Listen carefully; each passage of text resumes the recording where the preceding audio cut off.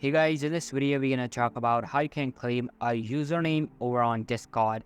But before we begin, make sure to hit that subscribe button down below. It really helps me out.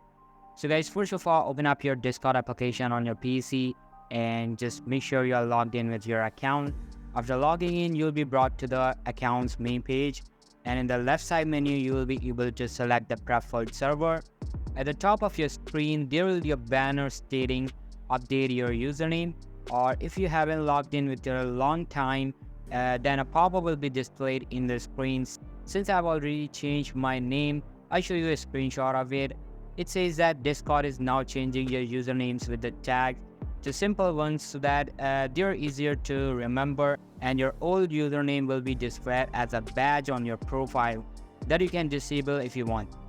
So on the pop-up banner, just tap on the get started to start changing your username. It will look something like this. To save the changes, tap on done. After typing your password, you can see that your old username will be displayed like this on your profile, and you can disable if you want by going over to the profiles tab, scrolling down, and then toggling off the option named legacy badge. And that's how you can claim a username on Discord. So that's all for today's video. Hope you liked the video. I'll be meeting you in the next one. See you soon. Bye.